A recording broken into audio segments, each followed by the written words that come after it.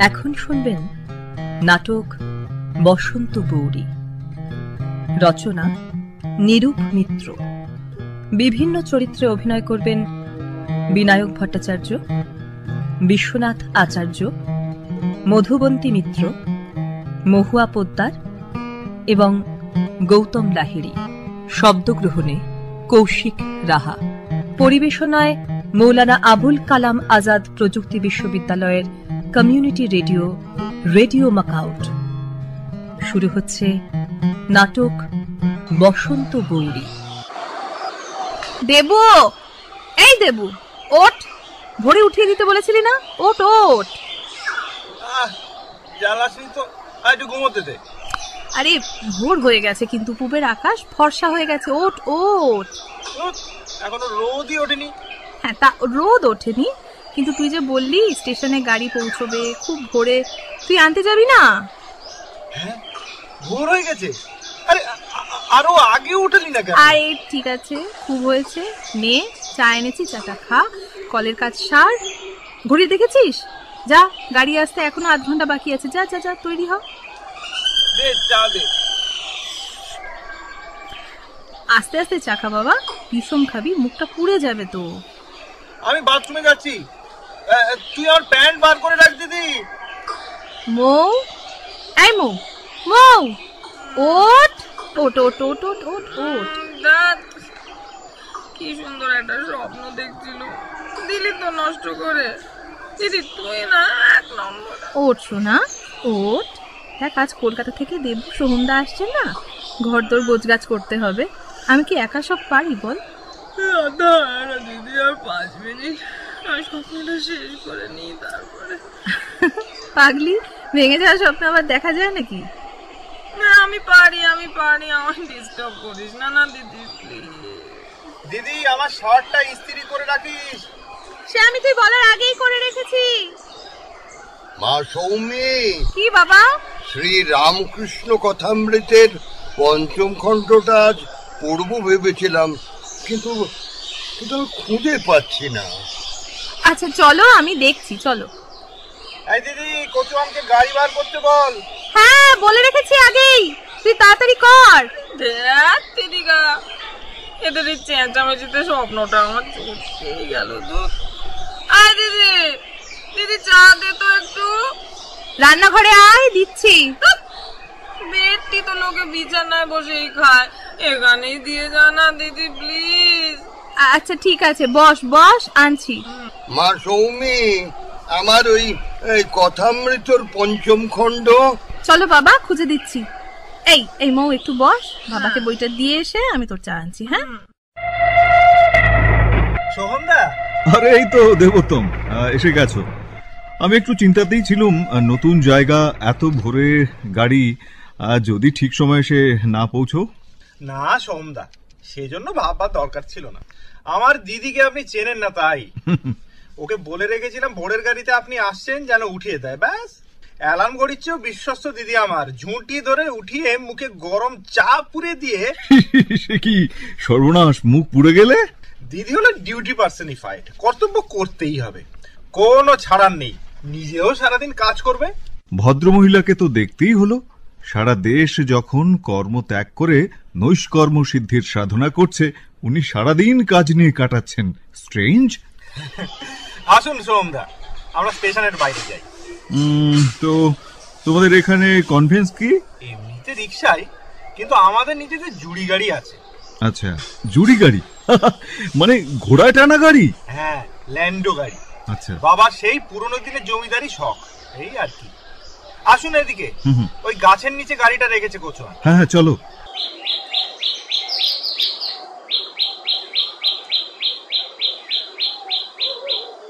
বেশ ছিমছাম সুন্দর এই স্টেশন।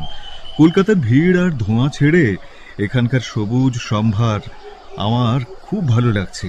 কত ইউক্যালিপটাস গাছ রয়েছে এখানে, বাহ। আমাদের বাড়িটাও না আপনার ভালো লাগবে জানেন। 10 বিঘে আম, জাম, কাঁঠাল, লিচু, ফলসা, পেয়ারা, বাতাবি লেবু, আরো অনেক রকম চাপা ফুলে ভরা বাগানের মধ্যে আমাদের একতলা বাংলো বাড়ি। আচ্ছা, বাবার খুব শখের বাড়ি। অনেক যত্নে করেছেন বাগান। আমার তো আর তর্স হয়েছে না তোমার কথা শুনে। দু চোখ ভরে দেখার নেশা নিয়েই কলকাতা ছেড়েছি। সাঁওতাল পরগনার এই জায়গাটার নাম তো আগে ছিল কারমাটার নাকি? এখন হয়েছে বিদ্যাসাগর। ঈশ্বরচন্দ্র বিদ্যাসাগর শেষ জীবনে এখানেই কাটিয়েছিলেন না, তাই। আচ্ছা, এই তোমাদের ল্যান্ডো, তাই তো? হ্যাঁ, এখানে কিন্তু আর কারোই গাড়ি নেই।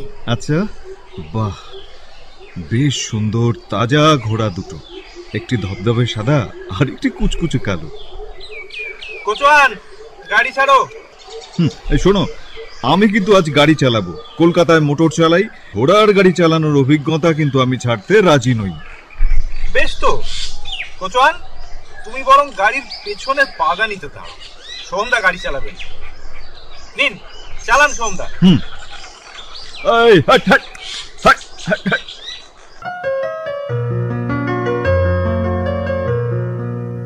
বাহ, এ তো দেখছি রাঙামাটির দেশ, পথের ধুলো লাল। দেবোত্তম, তোমাদের বাড়িতে বাসিন্দা কজন? এই বাবা, আমি আর আমার দুই বোন, দিদি সৌমি আর ছোট বোন মৌমিতা। বাহ, নামগুলো তো বেশ সুন্দর তোমাদের ভাই বোনেদের। আর মেসমশায়ের নাম যেন? বা বাবার নাম শুভগোপাল, শুভগোপাল বোস। খুব নির্জন তোমাদের এই জায়গা। খুব ভালো গোলাপের চাষ এখানে হয় বলে শুনেছি। সে এই ধারে নয়। আচ্ছা, বিকেলে না হয় সেদিকটা আপনাকে নিয়ে যাব। সোমদা, রাস্তা কিন্তু ফাঁকা, আপনি ইচ্ছা করলে গাড়ি আরো জোরে ছোটাতে পারেন। ওকে, ঠিক আছে, চল। মা সৌমি, কি করছিস মা? হ্যাঁ, এই তো বাবা, ওরা আসবে তাই একটু লুচি তরকারি করে রাখছি বাবা। এদিকে আমি একটা কাণ্ড বাঁধিয়ে বসেছি। আমার চশমাটা। আরে, তুমি পড়তে পড়তে ঘুমিয়ে পড়েছিলে বাবা। আমি তোমার চোখ থেকে খুলে চশমাটা ড্রয়ারে রেখে দিয়েছি, দাঁড়াও আমি এক্ষুনি এনে দিচ্ছি। আর আমার চুরুটের বাক্সটা? আরে কেন বাবা, চায়ের ট্রেতে চামড়ার পাউচে ছিল তো। দেখি দেখি, সরো সরো, এই তো। আরে তুমি না কিছু দেখো না বাবা। হ্যাঁ, কি করবো মা, তুমি এই বুড়োটাকে হাতে হাতে সব যুগিয়ে যুগিয়ে এমন অকর্মণ্য করে তুলেছো, নিজে থেকে কিছু খুঁজে নিতেই আমি ভুলে গেছি। তোমার তো এখন বিশ্রামেরই সময় বাবা, দাঁড়াও তোমার চশমাটা আমি এনে দিচ্ছি। বাবা, এ নাও তোমার চশমাটা ধরো। তোমার মা মারা যাওয়ার পর থেকে তুমিই তো সারা সংসারটা দায় নিয়েছো। সবাই জানে সৌমি আছে, দিদি আছে, সব কাজ একদম ঠিকঠাক হয়ে যাবে। এমনকি তোমার ছোট ভাই বোন দুটো। দিদি, আয় দিদি। ওই ডাক শুরু হলো। দেখো তোমার ছোট বোনের আবার কি। আরে দিদি, সাড়া দিচ্ছিস না কেন? হ্যাঁ, কি হয়েছে বল মৌ। হে দিদি, আমি বসার ঘরের সোফা সেটের ঢাকা বদলাতে গিয়ে কিছুতেই বড়াতে পারছি না, দেখ না একটু দিদি। আচ্ছা ঠিক আছে, চল চল আমি দেখছি, চল। আর শোন না, কুশন গুলো কোথায় রেখেছিলাম বলতো? কুশন গুলো তো কোথাও খুঁজে পাচ্ছি না, তুই রেখেছিস? আজ হঠাৎ মৌমিতা ঘর গোছাচ্ছে, কি ব্যাপার? পৃথিবীতে কোনো বিপর্যয় ঘটলো নাকি? আরে না বাবা না, দেবোত্তমের কলেজের অধ্যাপকের ছেলে সোহম মজুমদার, উনি তো আসছেন আজকে আমাদের বাড়িতে, সেই জন্যই। ছেলেটা কি করে? শুনেছি তো চ্যাটার্ড অ্যাকাউন্টেন্ট, নিজের একটা ফার্ম আছে। তাই বলো? আমি অবাক হয়ে ভাবছি আমাদের মৌ হঠাৎ কাজের লোক হয়ে গেল কি করে। বাবা, তুমি না মাঝে মাঝে কি যে বলো। এই দিদি, তাড়াতাড়ি চল না, দেখ ওরা কিন্তু চলে আসবে, ওদের আসার সময় হয়ে গেল। ছাড় ছাড়, চল চল চল চল, যাচ্ছি চল। এই দিদি, দেখ তো আমার সাজটা ঠিক আছে রে? ঠিক মানে একেবারে নিখুঁত, কিন্তু কার জন্য এত সাজগোজ তোমার? বাহ, সোহমদা আসছেন না? তুই ভদ্রলোককে চিনিস নাকি? আমি কি করে চিনবো? ওই দাদা বলে সোহমদা সোহমদা, তাই আমিও বললাম। আচ্ছা বুঝলাম, দাদার দাদা, তাই তোরও দাদা। এই জানিস দিদি, দাদা বলছিল ওরা নাকি খুব বড় লোক রে। সে হতেই পারে। এই দিদি, দিদি বল না রে, আমার সাজটা ঠিক আছে?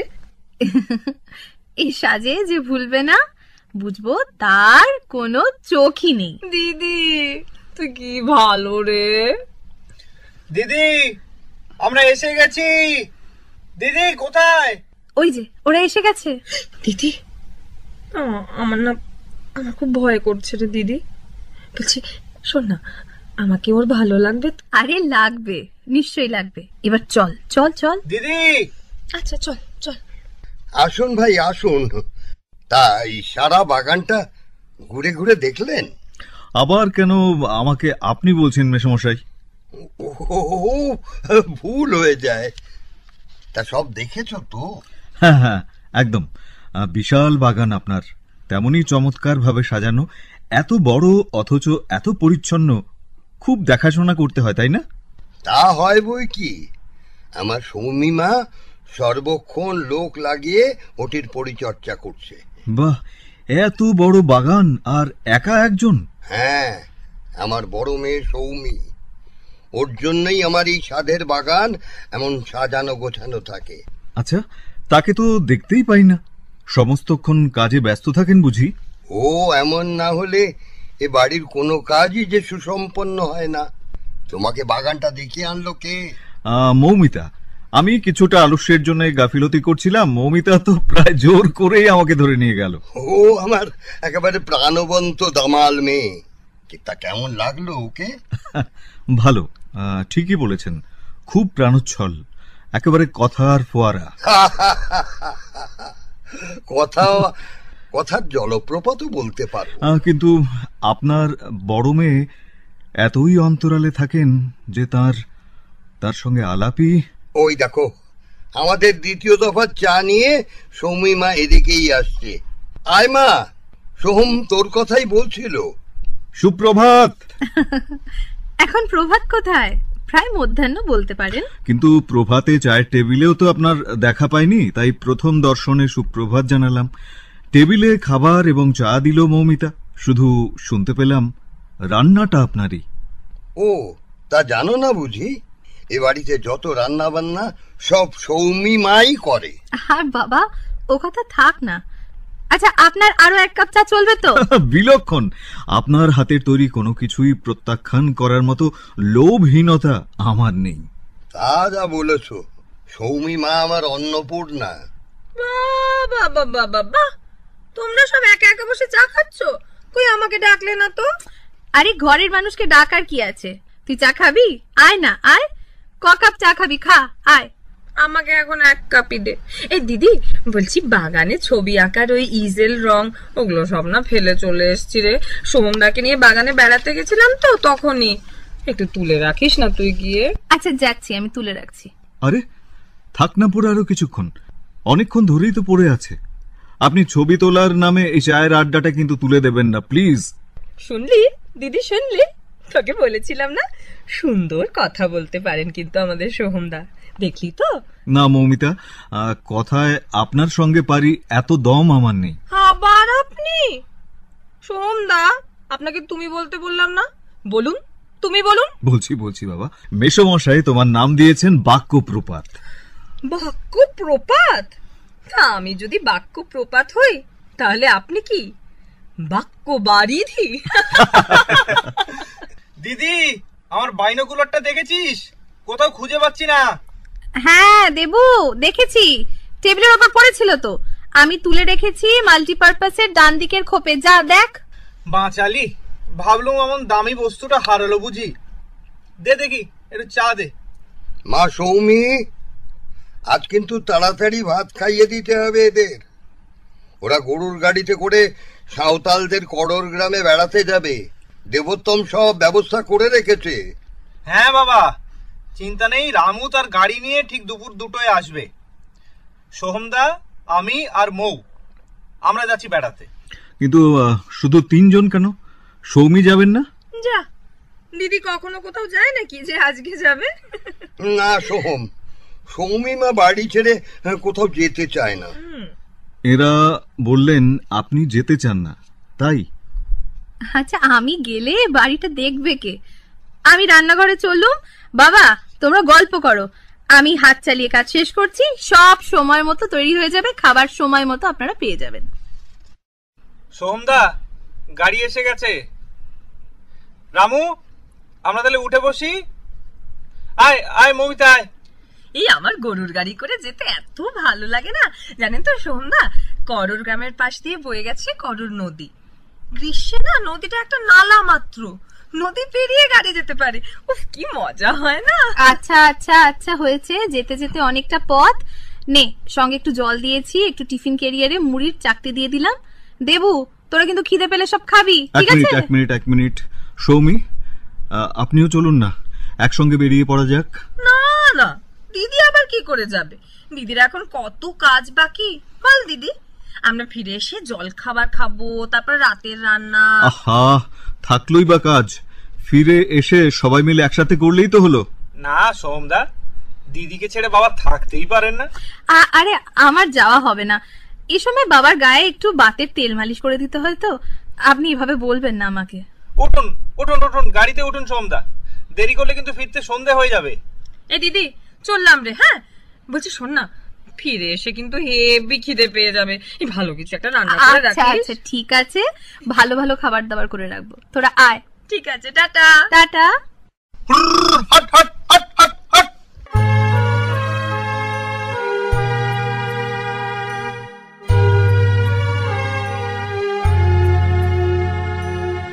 কাল থেকে আপনাকে খুঁজছি, অথচ আপনি। কেন বলুন তো? কই, আমাকে তো কেউ বলেনি আপনি খুঁজছেন আমাকে। মুখে কাউকে বলিনি অবশ্য, কিন্তু মনে মনে সব সময়। আচ্ছা, কাল কেমন বেড়ালেন করর গ্রাম? ভালো লেগেছে? ভালোই, কিন্তু পুরোপুরি নয়। কেন, গাড়ি নদী পাড়ে যায়নি? আসলে সেজন্যও নয়, আপনি সঙ্গে ছিলেন না, তাই। হ্যাঁ, আমি তো কোথাও যাই না। কেন কেন যান না? আচ্ছা, এখন কি করছেন এই গাছতলায় একা বসে? ওই যে পাখি ডাকছে, পাখির ডাক শুনছি। কার ডাক? ওই যে শুনুন, আবার ডাকলো। শুনলুম। কি পাখি জানেন? আমি কিন্তু মানুষের ডাকের প্রত্যাশা করি, পাখির নয়। ওটাকে বলে বসন্ত বৌরি, হলদে আর কালো রং। দেখুন ওই যে লুকিয়ে লুকিয়ে ডাকছে, কি সুন্দর দেখতে না? হ্যাঁ হ্যাঁ, ডানাটাও কি সুন্দর, কিন্তু কি বলছে ও কে জানে। কিন্তু এই পাখিটা ডাকলে বুকের ভেতরটা কেমন। দিদি, আয় দিদি, দিদি। চাপ বাবা, আরে তুই এখানে? আমি এদিকে ডেকে ডেকে সেখানে সারা হয়ে যাচ্ছি। কেন, কি হয়েছে বল। এই আজকে রাত্রিরে হিল সাহেব আমাদের ডিনারে নেমন্তন্ন করেছেন, জানিস তো? বলছি আমার শাড়ি আর ব্লাউজটা ইস্ত্রি করে দে না একটু। সবই ইস্ত্রি করে তোর শোবার খাটের উপর রেখে এসেছি। রেখে দিয়েছিস? তাহলে আমার চুলটাও একটু বেঁধে দে না দিদি। চল না, চল চল চল। মৌমিতা, তোমার দিদি সম্ভবত নিরলস কাজের ফাঁকে একটু বিশ্রাম নিচ্ছেন, ওকে এ সময় নাই বা। না না, আমার বিশ্রামের দরকার নেই। মৌ, এই চল চল, তোকে আমি সাজিয়ে দিই, চল চল।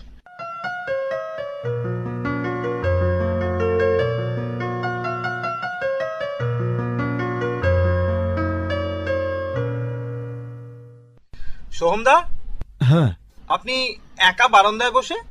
দিদি মৌ সব কোথায় গেল? মহিলারা সব সাজগোজ করতে ব্যস্ত। আচ্ছা শোনো, আজকে আমরা কোথায় যাচ্ছি দেবোত্তম? হিল সাহেবটাই বা কে?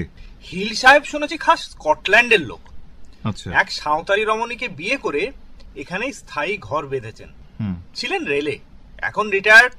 আমাদের খুব ভালোবাসেন। আচ্ছা আচ্ছা আচ্ছা, হিল সাহেবের ডিনারের নেমন্তন্নে আমি যদি না যাই?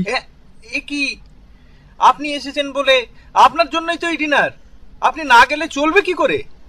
এই যে তোমরা সব এখানে, এবার রওনা দাও, না হলে তো দেরি হয়ে যাবে।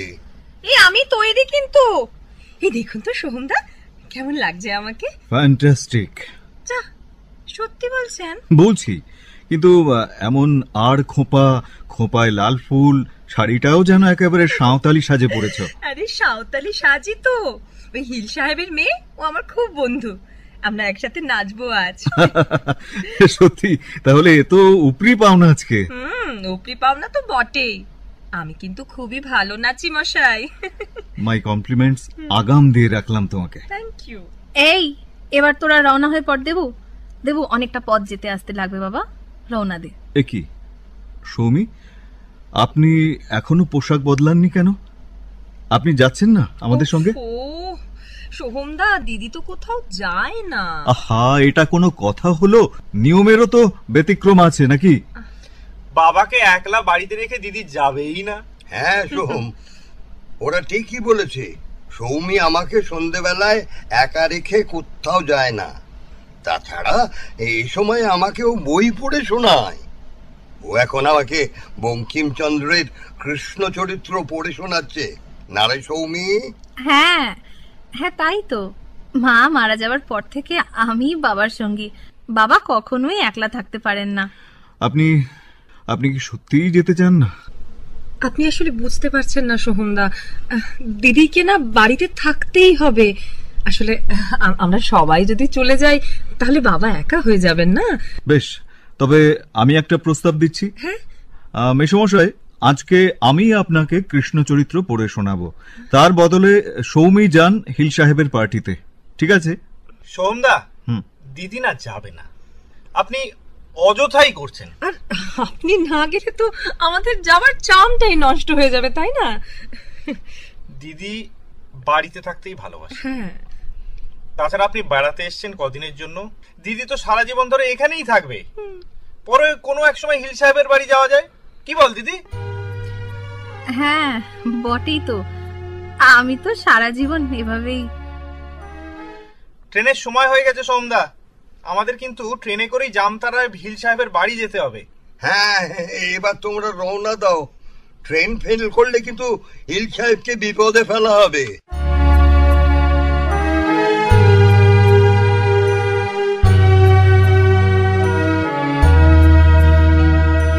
ভীষ্মের স্বর্গারোহণের পর যুধিষ্ঠির আবার কাঁদিয়া ভাসাইয়া দিলেন। বাহানা লইলেন বনে যাইব। অনেকে অনেক প্রকার বুঝাইলেন, কিন্তু কৃষ্ণ এবার রোগের প্রকৃত ঔষধ প্রয়োগ করিলেন। সেইরূপ রোগ নির্ণয় করা আর কাহারও সাধ্য নয়।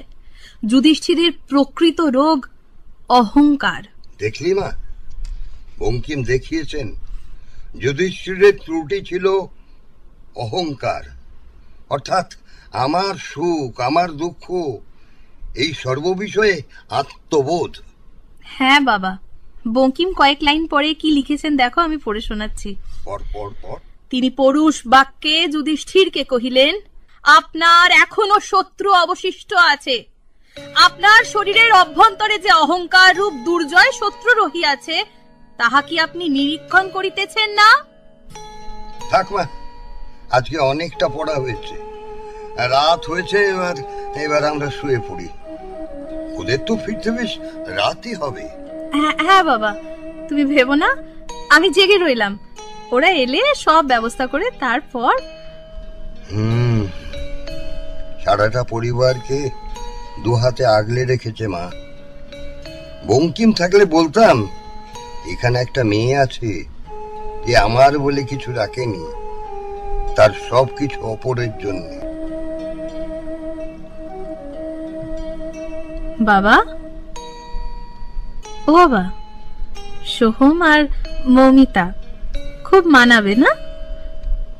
ও বাবা, বাবা ঘুমিয়ে পড়লে? বাবা ঘুমিয়ে পড়েছে। যাই, আমি মশারিটা একটু গুজে বারান্দায় গিয়ে বসি। দেব ঠিকই বলেছে, আমি তো সারা জীবন এখানেই।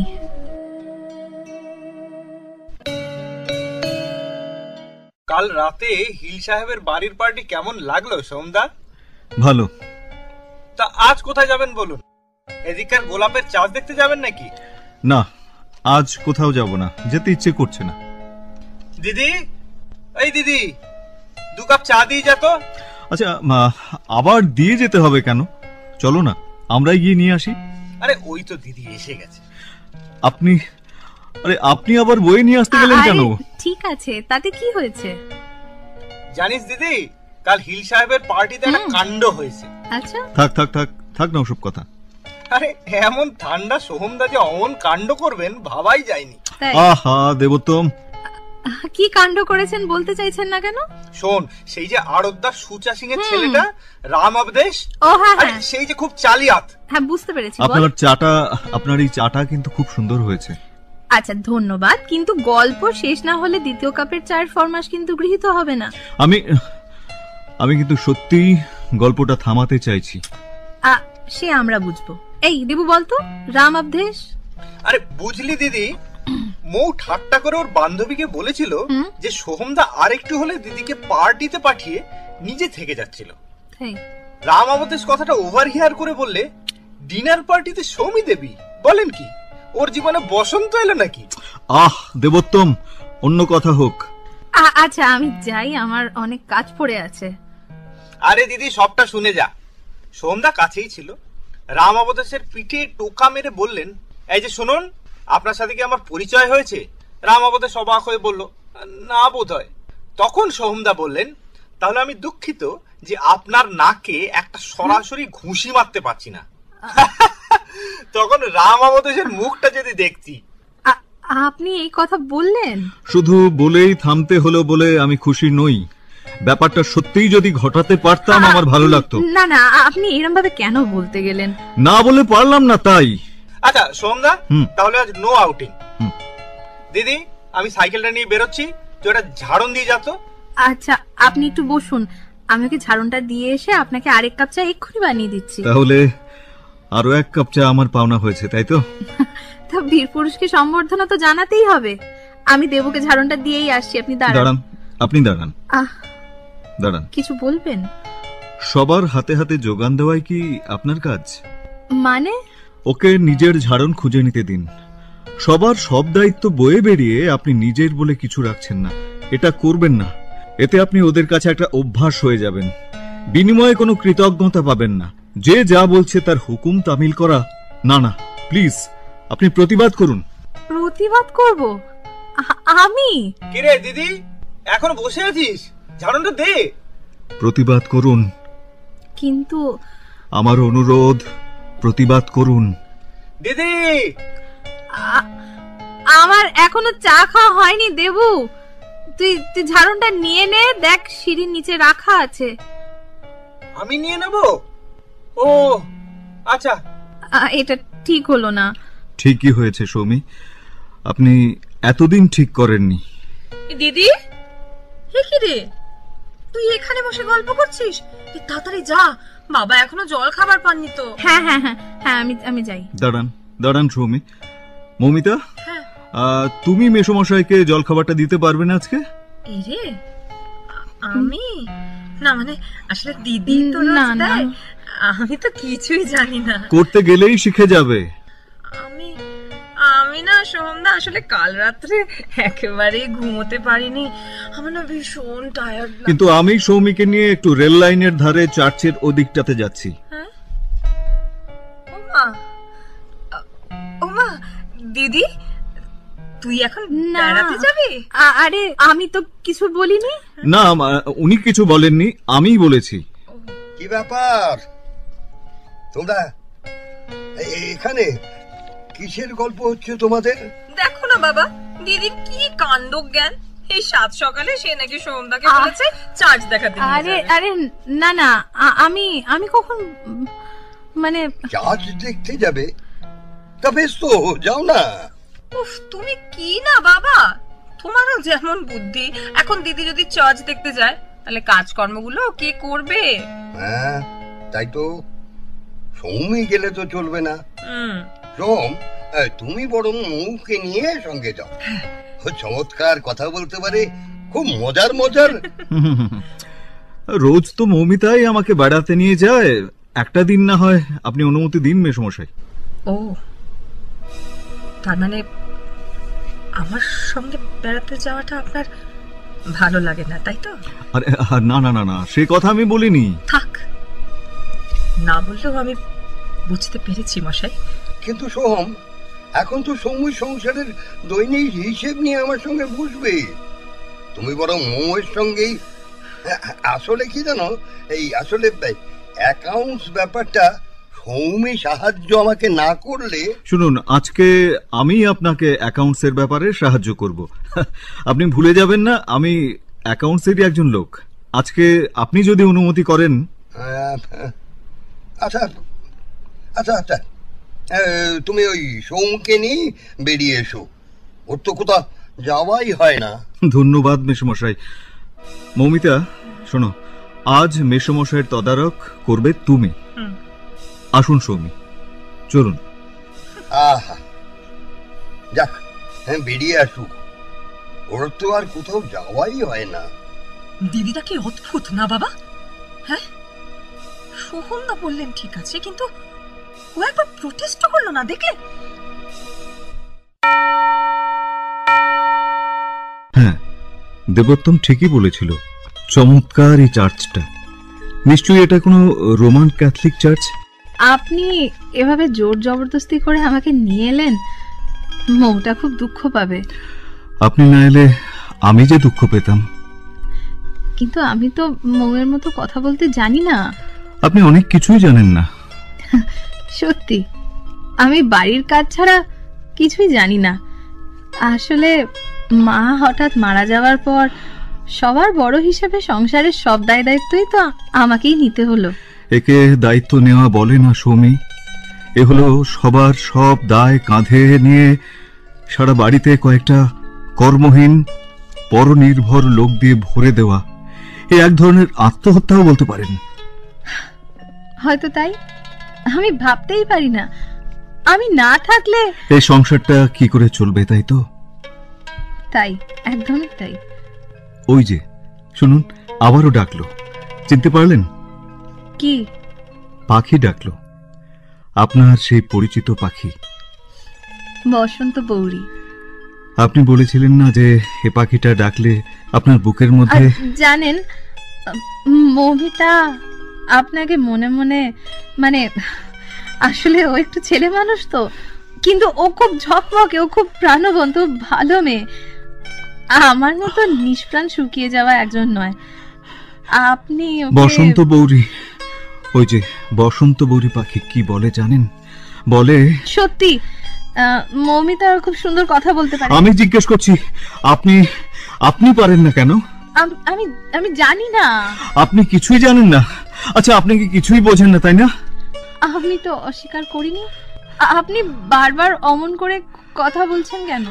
ব্যক্তিত্বের সৌরভ কাকে বলে জানেন? জানেন, ফুল তো ফুটে থেকেই খালাস, তবু অলি কেন তাকে ঘিরে ঘিরে প্রদক্ষিণ করে? ঝকমকে প্রাণবন্ত সজীবতা নিশ্চয়ই সুন্দর, কিন্তু নিজেকে নিঃস্ব রেখে যে শুধু নীরবে স্নিগ্ধতা আর সেবা বিলিয়ে চলেছে, আপনি কি জানেন তা একটি গোপনে ফোটা ফুল, অপ্রতিরোধ্য, দুর্নিবার? জানেন সে কথা?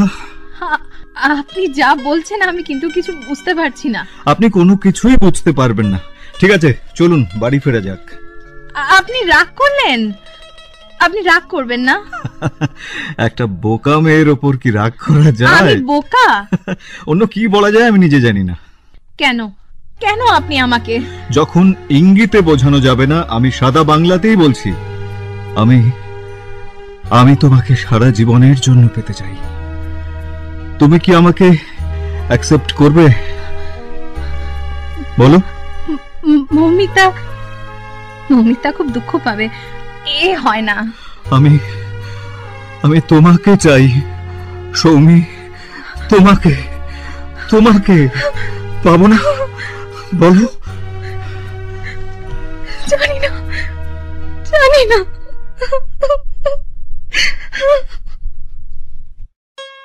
আমি তো ছিলাম বেশ নিজের ছন্দে, সকালের রোদে আর মাটির গন্ধে, জ্যৈষ্ঠের তাপে আর শ্রাবণের জলে, সবুজ শ্যাওলা ঘেরা দিঘির অতলে। কোথাও ছিলে না তুমি। কেন তুমি এলে? কেন গান এনে দিলে? কেন এনে দিলে? আমি তো ছিলাম বেশ নিজের খেয়ালে, লিখিনি কারুর নাম মনের দেয়ালে, লেখা শুধু স্বরলিপি মনের পাতায়, কথার সুরে ভরা গানের খাতায়। কখনো তোমার নাম ছিল না কোথাও, তাই কি লিখিনি গান আজও একটাও? আমি তো ছিলাম বেশ নিজের জগতে, আনাগোনা ছিল শুধু চেনা জানা পথে, খেলার সাথীর হাতে হাত রেখে খেলা, খেলতে খেলতে কেটে গেল ছেলেবেলা। এখন হঠাৎ কেন আনমনে ভাবি, এসেছে অবাক করা জীবনের দাবি। তুমি কি বোঝো না কেন সুর আসে বুকে, আমার গানের ছোঁয়া দুঃখে ও সুখে, ছোঁয়ায় ছোঁয়ায় কাছে আসে দুটি মন, ভালোবাসা গান হয়ে আসেই তখন। সে খবর রটে যায় হাওয়ার সুবাসে, আকুল ফাগুনে আর চৈত্রের মাসে, কোথাও ছিলে না তুমি, কেন তুমি এলে? কেন গান এনে দিলে, কেন এনে দিলে? এতক্ষণ শুনছিলেন নাটক বসন্ত বৌরি, রচনা নিরূপ মিত্র। বিভিন্ন চরিত্রে অভিনয় করলেন দেবোত্তম বিনায়ক ভট্টাচার্য, সোহম বিশ্বনাথ আচার্য, মৌমিতা মধুবন্তী মিত্র, সৌমি মহুয়া পোদ্দার এবং শুভ গোপাল গৌতম লাহিড়ী। শব্দগ্রহণে কৌশিক রাহা। শুনছেন 90.0 মেগাহার্টজ FM রেডিও মাকাউট।